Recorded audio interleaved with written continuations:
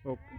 मध्य प्रदेश के विदिशा जिले का उदयपुर गांव और उदयपुर गांव उदयादित्य की नगरी, परमार राजाओं के वंशज, खास करके राजा भोज के वंशज के रूप में जो जाने जाते हैं उदयादित्य महाराज, उदयादित्य की नगरी। और 11वीं शताब्दी का जो स्मारक है, स्मारकों से भरी पड़ी है, ऐतिहासिक और सांस्कृतिक और शिल्प की दृष्टि से बहुत ही महत्वपूर्ण नगर, 11वीं शताब्दी में बसाया हुआ, उदयादित्य के द्वारा बसाया हुआ उदयपुर नगर।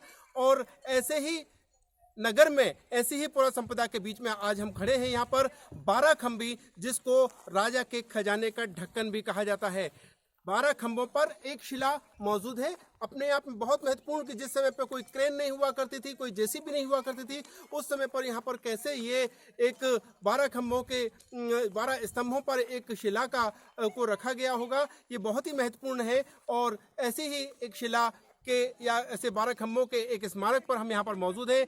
ये राज्य पुरातत्व संग्रहालय द्वारा या राज्य पुरातत्व विभाग द्वारा संरक्षित स्थान है। हम देख सकते हैं यहाँ पर वो महामाई के मंदिर के सामने की साइड को स्थान है ये। और 11वीं शताब्दी का ये स्मारक आज भी इस बात का एहसास दिलाता है कि कैसे स्थापत्य हुआ था, कला थी वहाँ पर, कैसे शिल्प हुआ करता था और कैसे मजदूर और कारीगर हुआ करते थे कि बिना किसी बड़े यंत्रों के वहाँ पर इस प्रकार की कलाकृतियाँ या इस प्रकार के निर्माण हुआ करते थे। आपको दिखाता हूँ मैं कि कैसे 12 खंबी का ये स्थान है और 12 खंभों के ऊपर पूरी एक शिला रखी गई है, जिसको देशी भाषा में यहाँ पर खजाने का ढक्कन भी कहा जाता था, राजा उदयादित्य की नगरी उदयपुर में। आपको बताता हूँ मैं,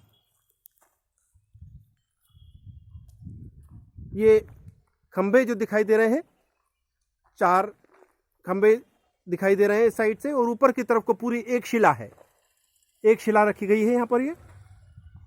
ये पूरा इसका चबूतरा या इसकी नींव कह सकते हैं इसको अपन, चबूतरे पर।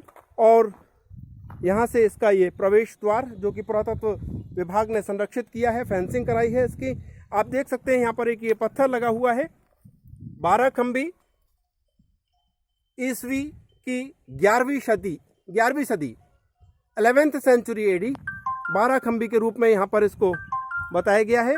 और ये आप देख सकते हैं कि यहाँ पर ये इस प्रकार से स्मारक आपको जो दिखाई देगा, ये बताएगा कि किस प्रकार से ये उदयादित्य राजा के समय या परमार राजाओं के वंशजों के समय या परमार राजाओं के समय किस प्रकार से इसका निर्माण हुआ होगा।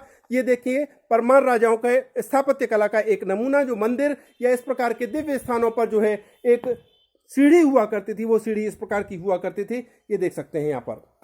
और प्रवेश द्वार पर भगवान गणेश की प्रतिमा, अभी का नहीं, शुरू का, प्रारंभिक दौर का, आदिकाल से या किसी भी शताब्दी का देखें तो अगर हम देखते हैं तो भारतीय कला में और सनातन धर्म में श्री गणेश का प्रथम स्थान, और मंदिर के प्रवेश द्वार पर ही इस प्रकार से एक तरफ गणेश और दूसरी तरफ कोई शिव पार्वती अंकित है यहाँ पर इस 12 खंबी के दरवाजे पर।